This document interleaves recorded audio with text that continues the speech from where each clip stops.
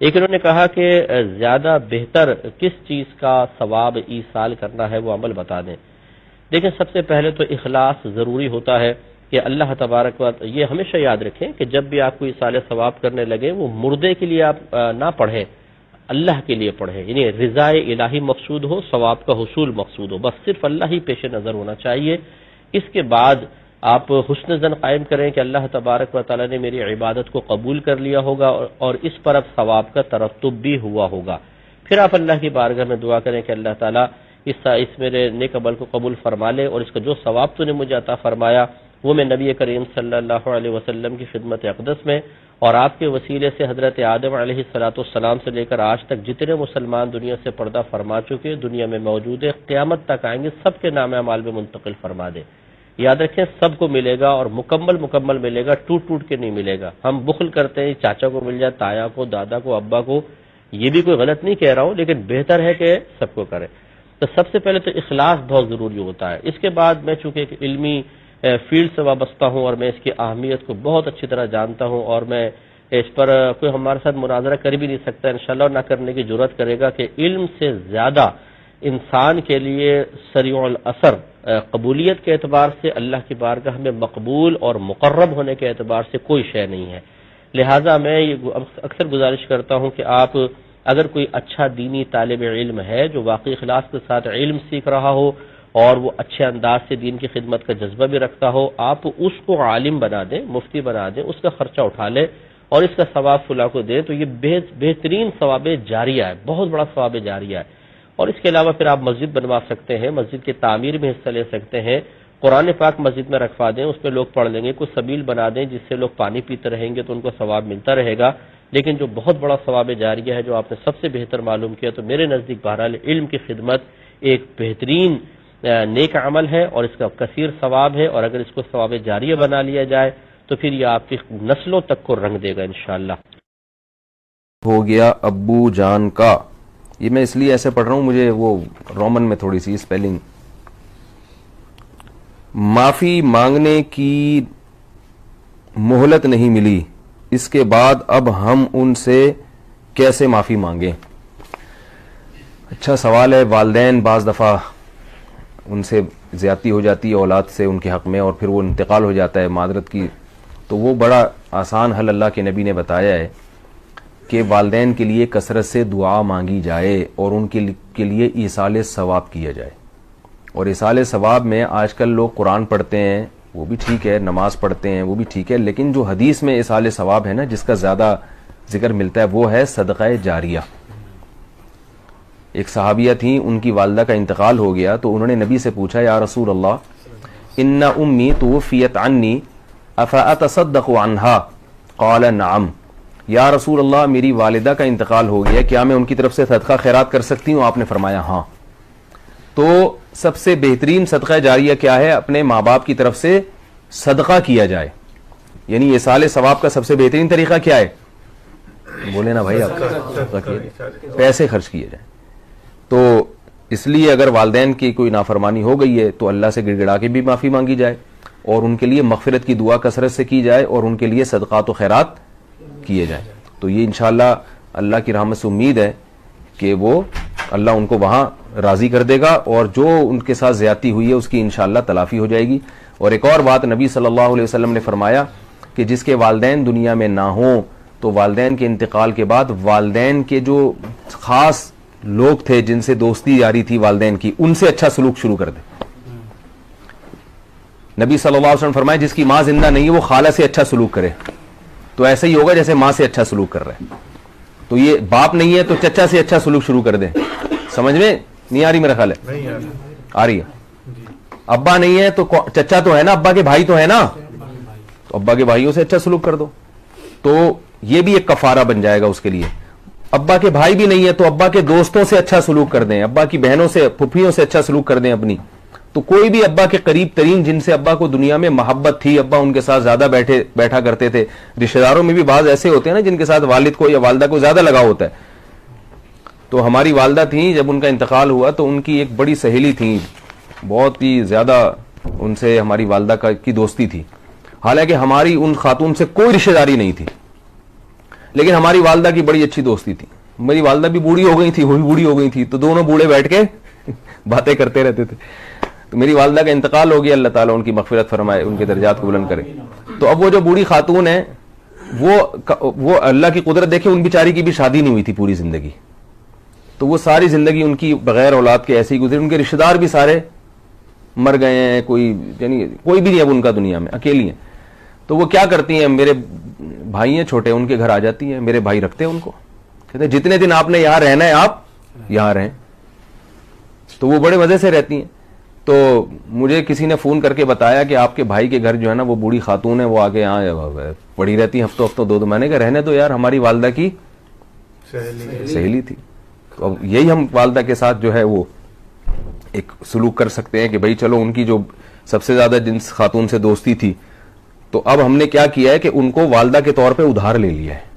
ٹھیک ہے نا, کہ بھائی چلیں جب تک یہاں رہیں آپ ہمارے گھر میں رہیں.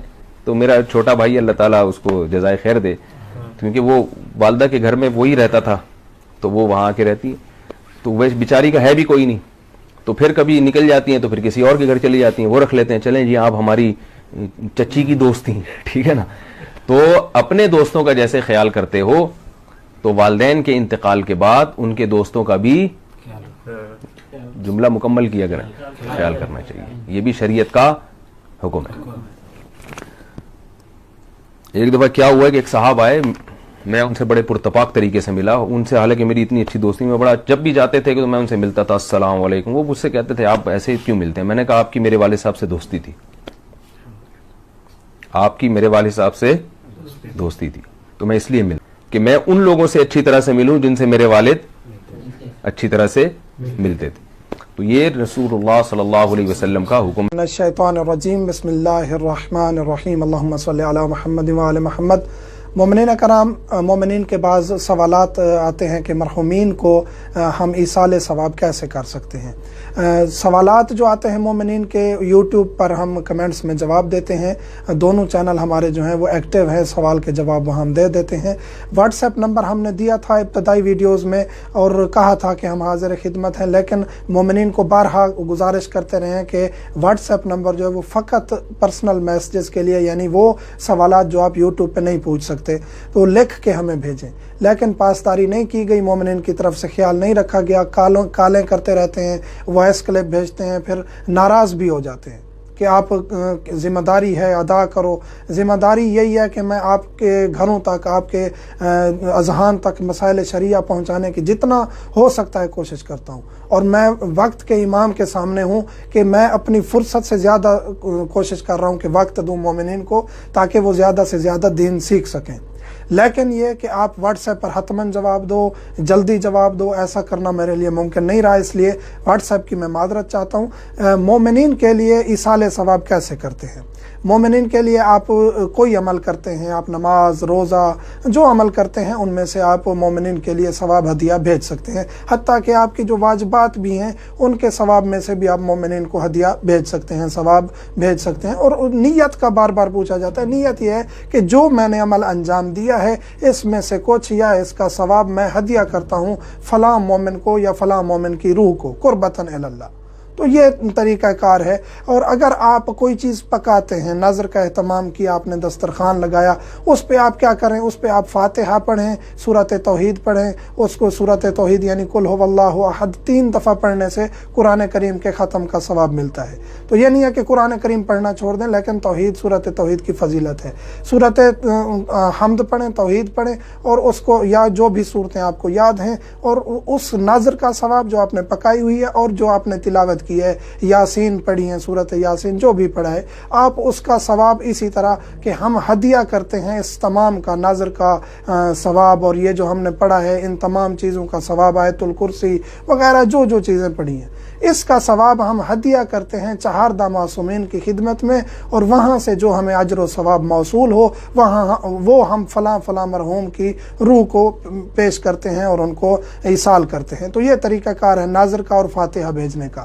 تو آپ جو بھی اعمال انجام دیتے ہیں ان کے لیے سپیشل بھی اعمال انجام دے سکتے ہیں. یعنی 2 رکعت نماز آپ والدین کے لیے ہدیہ پڑھ سکتے ہیں, صبح کی نماز کی طرح پڑھیں, 2 رکعت نماز پڑھتا ہوں ہدیہ والدین کے لیے, قربتاً الی इल्लल्लाह, सुबह की नमाज की तरह अंजाम दें। ज़ियारत करते हैं तो ज़ियारत करता हूँ वालिदैन के लिए, कुर्बतन इल्लल्लाह, उसको अंजाम दें। ये तरीक़ाकार है, कुर्बतन इल्लल्लाह लगाना है। बाकी वो आपने अमल जो अंजाम दे रहे हैं उसका तज़क्कुर करना है, यानी कि उसको जहन में रखना है और आपने उस अमल को ईसाल कर देना है। बाकी ये है कि मरहूमीन की जो नमाजें हैं वो अंजाम दिलवाना ज़रूरी है। ये नहीं है कि आप किसी ऐसे अमल से ऐसा अमल करें कि हाँ जी अब ऐसा ये अमल कर दिया है, मसलन कि लैलतुल क़द्र के अमाल हदिया कर दें तो अब उसकी नमाज़ें माफ़ या उसका रोज़ा माफ़, ऐसा नहीं हो सकता। जो उनके वाजिबात हैं, जो उनके वाजिबात हैं, नमाज है, रोज़ा है, हज है, खुम्स है, ये वाजिबात अगर उनके ज़िम्मे हैं तो वो अदा करवाना ज़रूरी होंगे। इसके अलावा आप मरहूमीन के लिए सदका भी निकाल सकते हैं, फातिहा नज़र कर सकते हैं,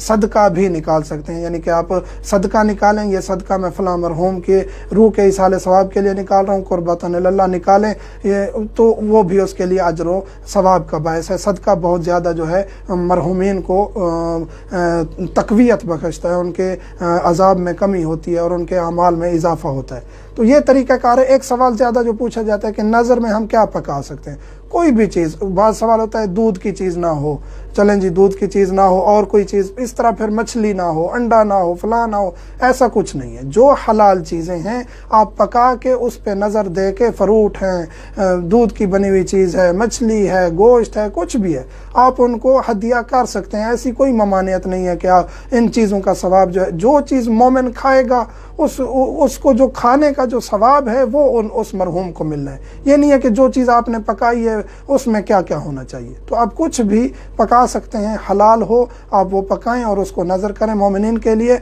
मोमिनीन से मुल्तमस हूँ मुझे मेरे बच्चों को और वालिदैन को दुआ में याद रखा करें। हम भी मौला अमीर कायनात के जवार में और उनकी ज़ियारत पे नायब ज़ियारत रहते हैं और दुआ गो रहते हैं। अल्हम्दुलिल्लाह रब्बिल आलमीन। फौशुदा औलाद को इसाले सवाब कैसे करें? भाई वालिदैन अपनी फौशुदा औलाद के लिए दुआ करें, इस दुआ का फ़ायदा फौशुदा औलाद को मिल जाएगा। नंबर 2, वालिदैन अपनी फौशुदा औलाद की तरफ से हज करें या उम्रा करें, इसका फ़ायदा भी फौशुदा औलाद को मिल जाएगा। वालिदैन अपनी फौशुदा औलाद पर कर्ज था वो अदा कर दें तो इसका फ़ायदा भी फौशुदा औलाद को मिल जाएगा। ये 3 काम हो सकते हैं सिर्फ जिनकी दलील किताबुल्लाह और सुन्नत रसूलुल्लाह में मौजूद है। इसके अलावा किसी और चीज़ की दलील मौजूद नहीं है, ना कुरान में ना प्यारे पैगंबर की हदीस में। बहन भाई अपने फौशुदा भाई को इसाले सवाब किस तरह कर सकते हैं? यही 3 तरीके हैं, यही 3 तरीके हैं। दुआ करें, उन पर कर्ज है वो उतार दें, उनकी तरफ से हज उम्रा करें। इन सारे कामों का सवाब मैयत को उसके मरने के बाद मिलेगा इंशाल्लाह। जो दुआएं जनाजा पर मैयत के लिए पढ़ी जाती हैं वही दुआएं कब्र पर भी पढ़ी जा सकती हैं। बिल्कुल भाई, वो कब्र पर भी पढ़ी जा सकती हैं, सारी दुआएं पढ़ सकते हैं कब्र पर। कुरान की तिलावत वो कब्रस्तान में करना जायज़ नहीं है, बाकी दुआएं, दुरूद वो सारा पढ़ सकते हैं।